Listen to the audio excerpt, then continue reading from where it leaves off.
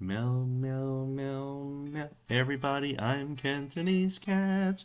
Hey everybody, Cantonese Cat here. I'm gonna go through my thoughts on SoFi real quick. I'm still bullish on the stock. Overall, I still think that there is a lot of potential for the stock, and I kind of show you why.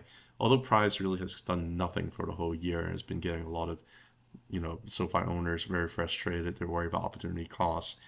If you're not into the whole investment and patience thing, this really has been destroying a lot of people. Even the price really has done nothing for the whole year, but institutional has been really accumulating nonstop over the whole year. If anything, the month of May has been quite exponential.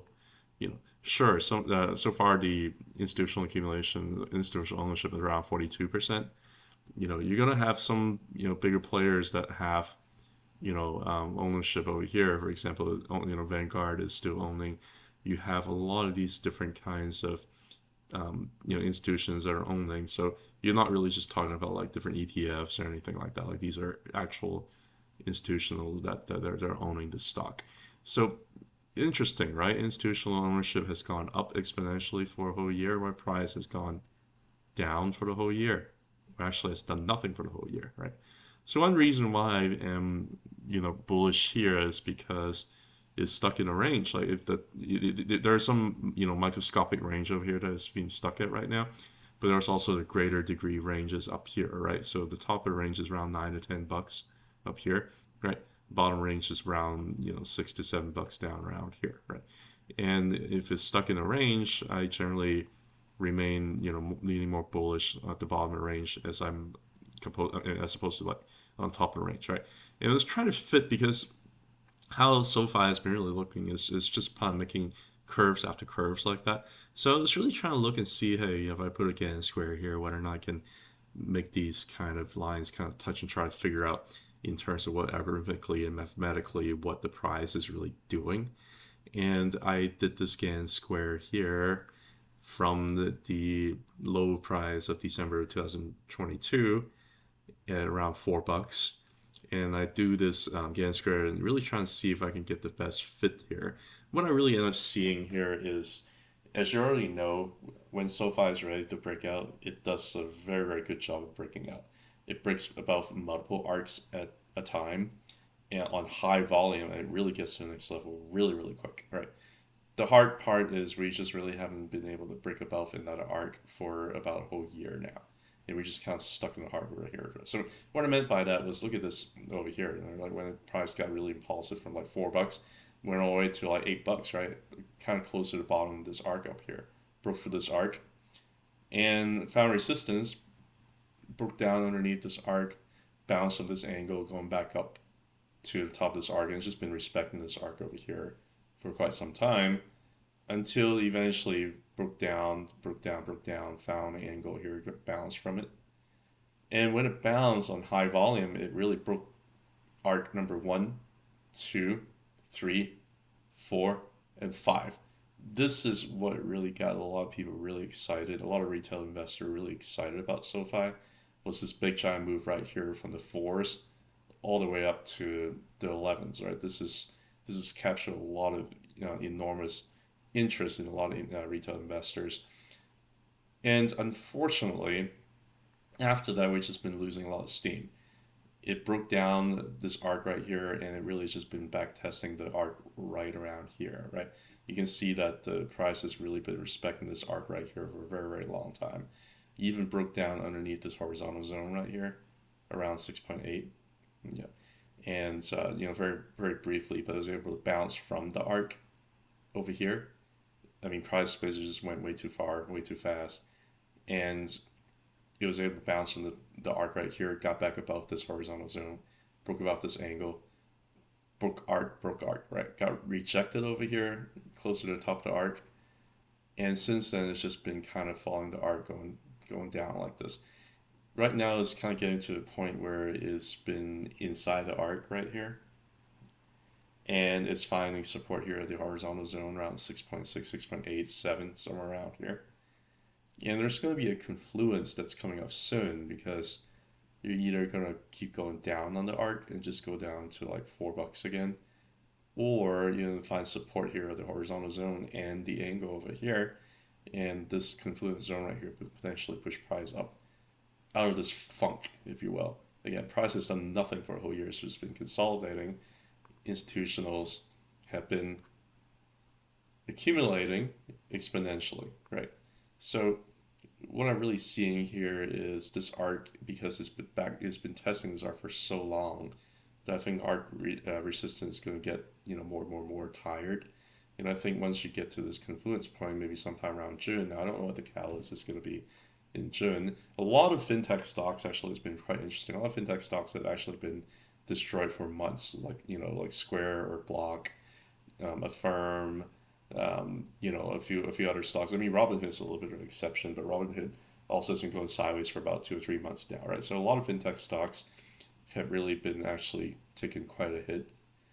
And it's quite interesting in terms of the confluence I'm seeing. I don't know whether or not this June breakout is going to necessarily work out, but there's just a lot of confluence point over here. It just makes me wonder a little bit.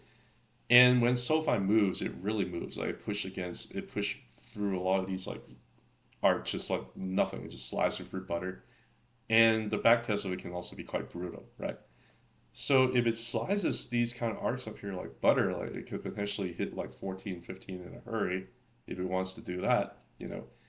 Or it could end up getting a lot of resistance because right now this whole zone right here, even though it's at a confluence point over here, I'm going to put up the cloud on the weekly here and kind of show you. The problem is, initially it kind of broke through all this stuff over here. You would think that it turned the weekly Shimoku cloud from resistance over here to support, right? And sure enough, like it's served as pretty decent support here throughout 2023. Bounced from the top of the cloud over here, looking good, right? Got underneath the cloud here again, was trying to break above the cloud, looked like it had a chance, but I guess it just had too much, short interest and, whatever. And it ended up, instead of breaking back above, it ended up getting rejected here at the arc and the angle confluence over here. And it just kind of went down here. Right now it's just been ranging between the bottom of the cloud and this horizontal zone right here. It's just been ranging here for months now. It hasn't really done anything. You're starting to get a little bit of resistance up here too. Conversion lines come down, is pushing against price here. But again, there's a lot of confluence over here. I do wonder if something big could happen in June. If it breaks out above the zone, I think it's going to end up, trying to push it back above the cloud over here. There's going to be a lot of resistance here around 830, which is where the cloud is located. But if you're able to break back above, you're really talking about hitting some of the arc targets over here, the horizontal targets over here, and a couple other arc targets over here. I'm just going to say, like, of course it can also break down, right? But if it breaks down, you can always look at it that way, but I see a lot of support over here. It just makes me think that I think most likely after June, I think price maybe end up going up, rather than going down. And some of the price targets up here again, like 8.5, 9, 10, somewhere around there. 11 is another one, and then you're really talking about the 13, 14 range, right? A lot of resistance over here. A lot of people are getting trapped over here, and that's why they've been really just trying to be selling every single level over here. But again, we're at the bottom of the range, and I am leaning towards more bullishness here because of that. We will see though. There's always a chance that it could potentially break down further, and if it breaks down further, we'll see what happens. There's also a chance that it can break out above the circle and still backtest the top cut arc here before trying to figure out this resistance go higher, right? Because of how much technical damage has been done over here for the last year, I am not entirely sure whether or not it's going to end up making these crazy moves or just kind of push above a few arcs above, right? But all I gotta say is, like, zoom out. Look at how much technical damage has been done when price was in like the high 20s, all the way down to $4, right?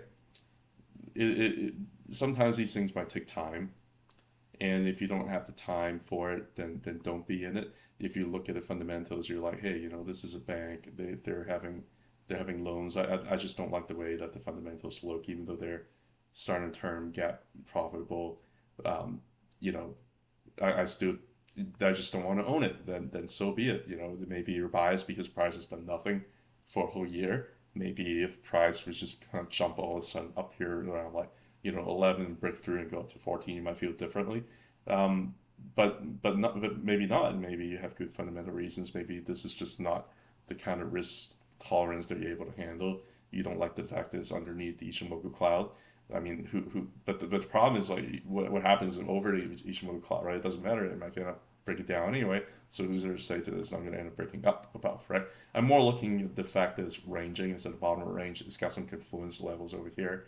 And it does make me think a little bit harder in terms of whether or not something like this can happen. We'll see. Those are just my thoughts. I'm still in it. I'm still buying. But this is no joke in terms of the consolidation over here, in terms of resistance that you might be feeling above over here. But when the stock moves, it really moves. Anyway, those are my thoughts. I just kind of wanted to share the square, wanted to share the Ichimoku cloud, wanted to let you know what I'm thinking. Have a good one. Bye.